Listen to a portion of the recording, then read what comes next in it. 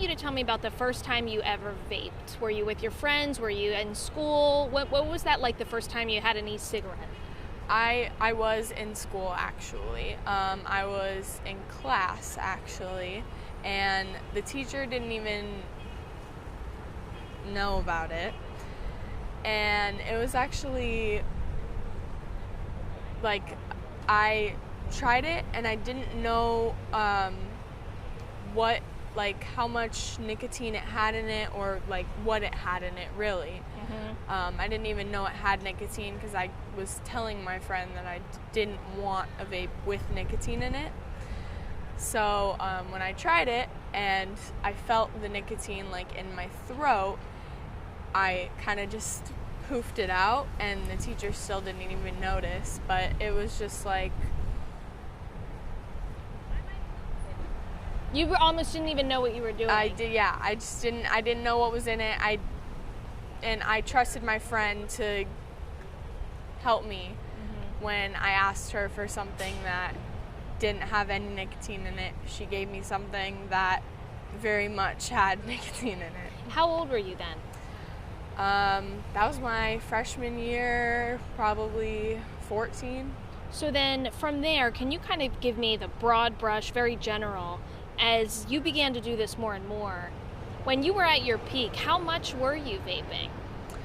I was using a pod a day, which is equivalent to a pack of cigarettes.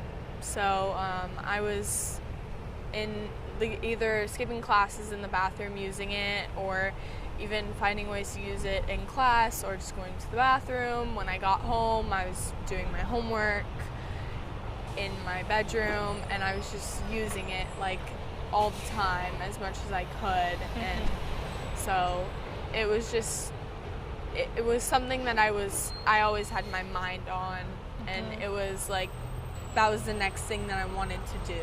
And how did you know like you were addicted? Because it was something that was just consuming your mind, and did you feel a physical need to vape?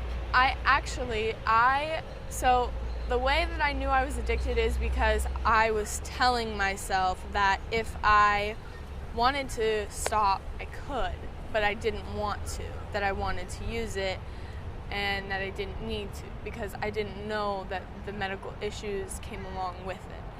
And so I was telling myself in my mind that I could stop if I if I needed to, but I don't need to, and I don't want to.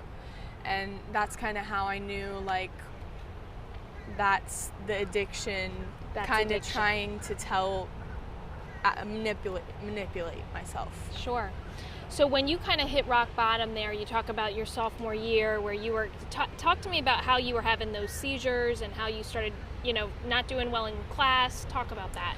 Yeah, well, I at first was just really tired every day.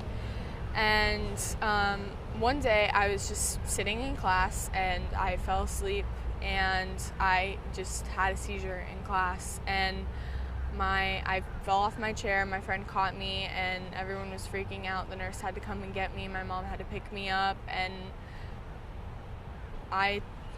from then on, it was just kind of like I couldn't go to class because I was either falling asleep or having seizures. So I just pretty much had to stay home, and at that point, it was my grades dropping. So that was when I had to be withdrawn from school.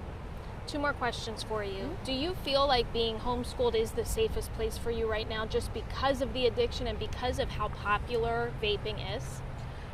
Right now, I think that it probably is the safest place. I wish that it wasn't, because I do absolutely miss school a lot, because I was very involved in school, chorus, acting, softball, all that. So I can still do softball, but the rest of the stuff doesn't come along with homeschooling. So now I'm kind of just at my house. I have a church group that I go to, but that's really all that I get to see of friends. So And very last question, what would you say to all of your peers, people your age that are out there vaping so much? This is they call it an epidemic. What would you say to them?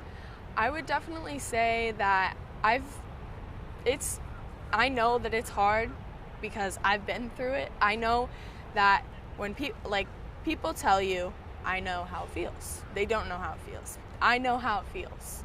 I know it's hard, but you really have to stop because it may be fun, but is fun really worth it in the end? Because it really did ruin what I had going for me. I had plans to go into the military, and I can't do that now because even if you have a medical problem on your record, you can't go into the military. So I can't do that now. So it's it can literally ruin your life, if not kill you.